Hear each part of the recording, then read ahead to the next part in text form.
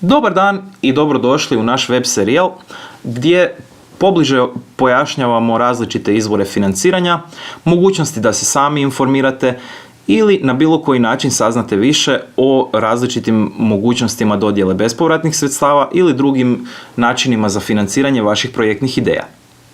Najčešći upiti koje zaprimamo vezani su uz otvaranje novih djelatnosti, odnosno samozapošljavanje. Najjednostavniji način za dobiti određena sredstva kako biste potaknuli svoj biznis je putem aktivnih politika zapošljavanja koje nudi Hrvatski zavod za zapošljavanje. Stoga se evo danas i nalazimo na njihovoj web stranici, te ukoliko odete na opciju usluge, bit će vam izlistane sve usluge koje HZZ pruža. Danas ćemo razgovarati o potporama za samozapošljavanje.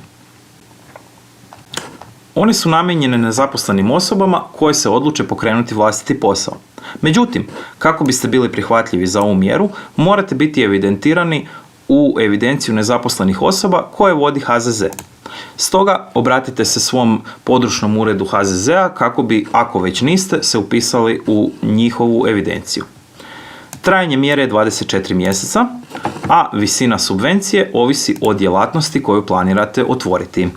Konkretno, djelatnosti sve koje možete otvoriti su popisane na ovom dijelu, a one za koje vam se ne dodjeljuje potpora su također popisani na idućoj točki.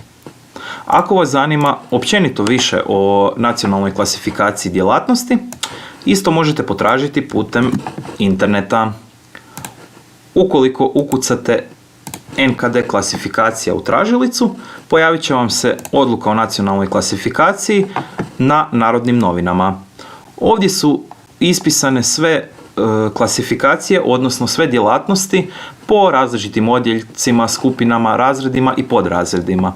Preporučamo ovo sagledati te vidjeti koja bi vama za vašu poslovnu ideju djelatnost najviše odgovarala. Isto tako ovo možete usporediti sa subvencijama koje možete dobiti. Postoje 3 kategorije subvencija koje je moguće ostvariti, ovisno o djelatnosti koju otvarate. Treća skupina može ostvariti do 7.000 eura, druga skupina do 10, a prva skupina do 15.000 eura. Ovisno o tome koliko možete maksimalno ostvariti potporu je upravo djelatnost kojom se planirate baviti. Što se tiče prihvatljivih troškova, oni se dijele na 2 kategorije. Fiksni iznos i varijabilni iznos.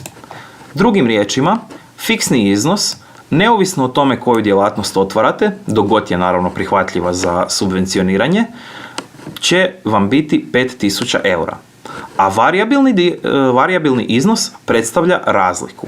Odnosno, ukoliko vaša djelatnost spada u skupinu 3, to jest ukupno možete dobiti 7.000 eura subvencije, fiksni dio je 5.000, a varijabilni 2. Za skupinu 2 je 5.000 varijabilni i 5.000 fiksni, a za skupinu 3 je fiksni 5.000, a varijabilni 10.000 eura. Fiksni iznos odnosi se na troškove knjigovodstva, zakupa poslovnog prostora, obveznih članarina, administrativnih troškova i sl. Dok se varijabilni iznos dijeli u 3 kategorije, od kojih je najbitnije i najčešće vas najviše zanima, upravo nabava strojeva, tehnika, alata, informatičke opreme i sl. Međutim, tu ulazi i zakup i licenciranje IT programa i druge vrste troškova.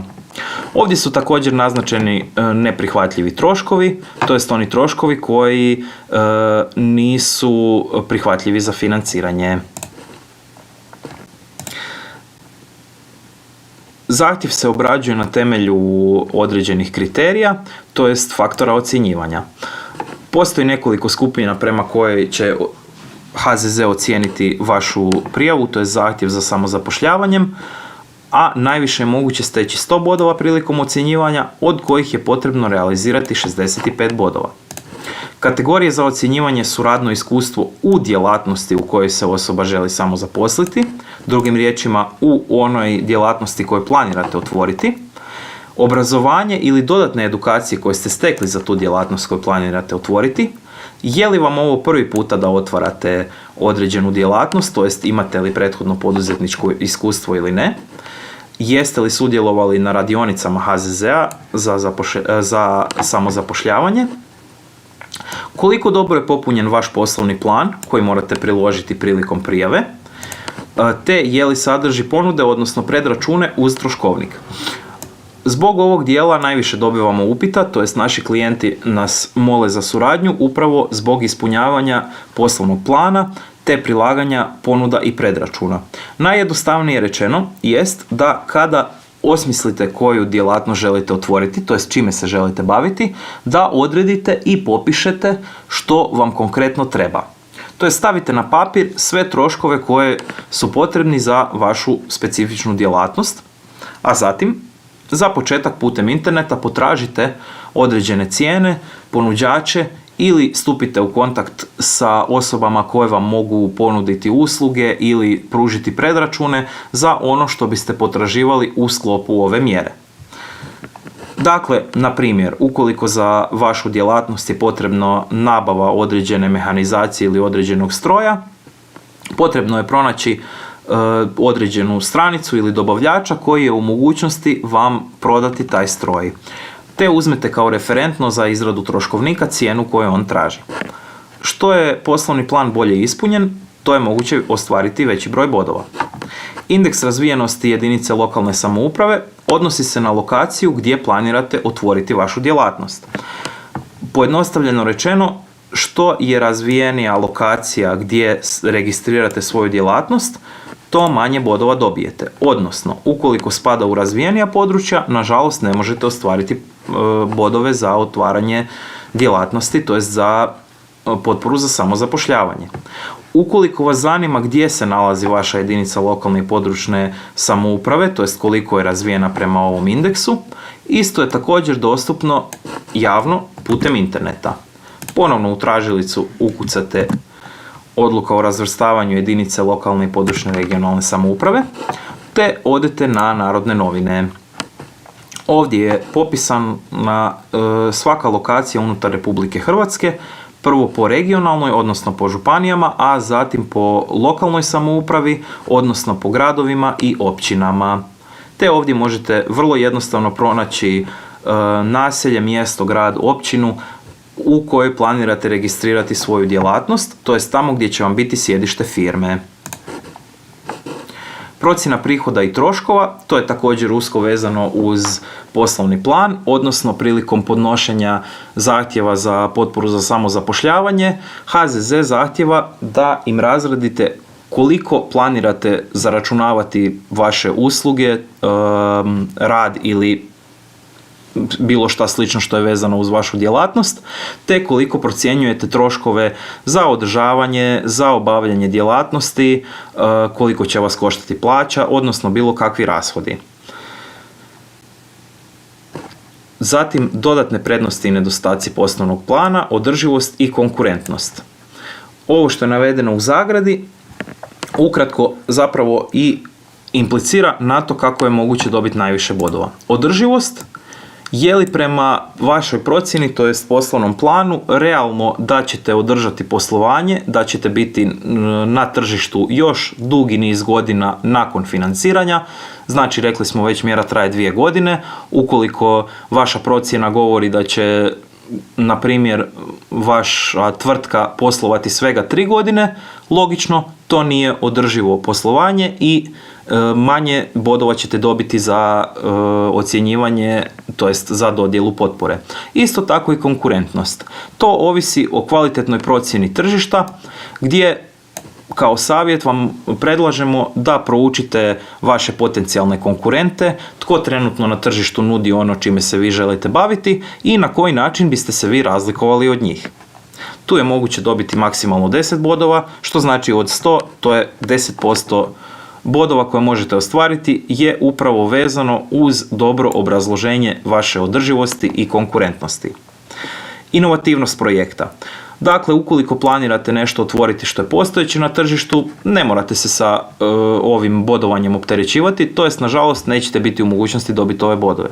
Međutim, Ako vaša tvrtka planira nešto novo, nešto što nije viđeno na našem tržištu, neki inovativni proizvod ili proces, uvijek je moguće dobiti bodove za ovaj dio, no opet je potrebno raspisati i argumentirati zašto smatrate da je vaša poslovna ideja inovativna. Također, ulaganje u nedostajuće djelatnosti. Ukoliko se traži potpora za neku djelatnost koja nije zastupljena na lokalnom tržištu, onda ćete također moći ostvariti veći broj bodova na ovome ocjenjivanju. I to je ujedno i zadnja kategorija ocjenjivanja koja se nudi. Vaše obveze glede provedbe ove mjere je održati poslovanje minimalno 24 mjeseca za vrijeme trajanja mjere, namjenski utrošiti varijabilni iznos potpore koji ste dobili tijekom prvih 12 mjeseci. Što to konkretno znači? Dakle, kako smo ranije rekli, fiksni dio u svakom slučaju ide, pod navodnicima ide, to jest namijenjen je za vaše redovno poslovanje. I njega ne morate pravdati računima, dokazima i slično. To je onoliko koliko dobijete za vaše poslovanje, tih 5000 eura. Međutim, varijabilni dio od 2000 do 10.000 eura potrebno je namjenski utrošiti, dokazati putem ponuda, predračuna, pa kasnije računa, bankovnih izvoda, dokaza da je plaćeno, te utrošiti ta sredstva unutar prvih godinu dana kojih poslujete. Također, bitno je ostvariti ukupni promet, odnosno prihod od bavljenja registrirane djelatnosti u 2 godine u iznosu od 50% dodijeljenih sredstava. Drugim riječima, ako vam je dodijeljeno 10.000 eura, morate unutar 24 mjeseca ostvariti prihode od minimalno 5.000 eura, odnosno pola vrijednosti koja vam je dodijeljeno kao potpora.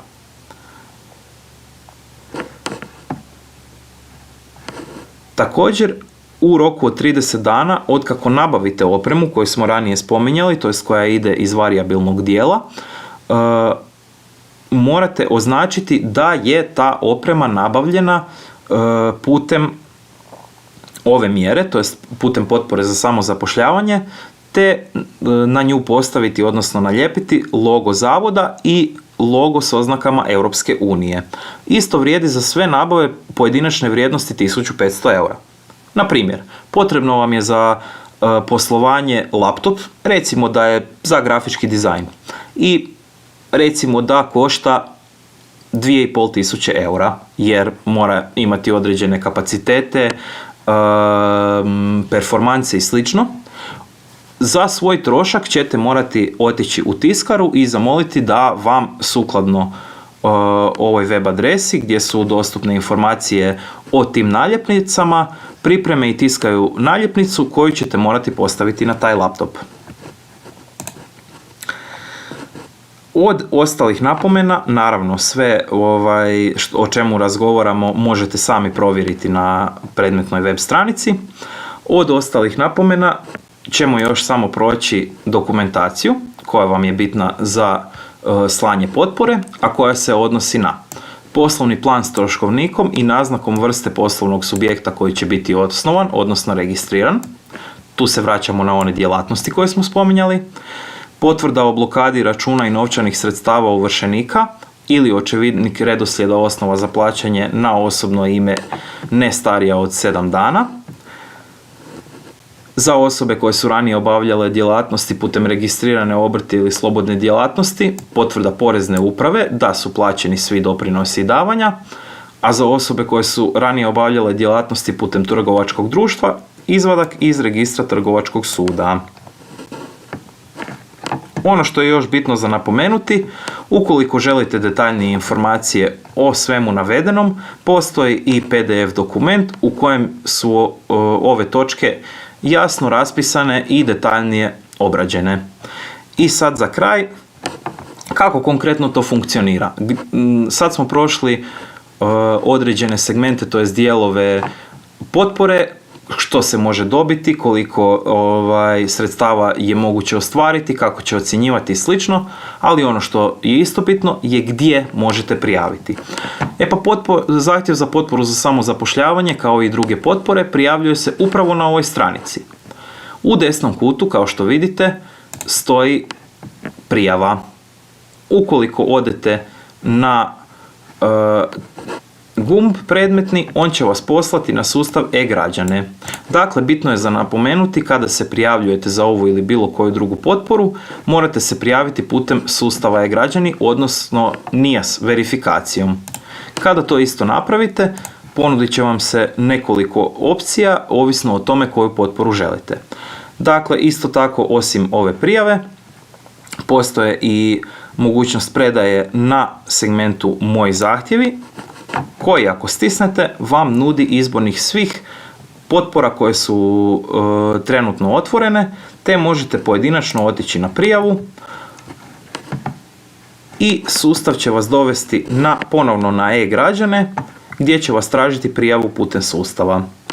Kako konkretno izgleda sam sustav i koje segmente potrebno popuniti, možete očekivati u nekim od nadolazećih videa, no za danas, za osnovu informacija i kako možete sami potražiti dodatne detalje, ćemo završiti sa ovim videom. Hvala vam na pažnji, te se nadamo da ćete nas pratiti u budućim videozapisima. Lijep pozdrav!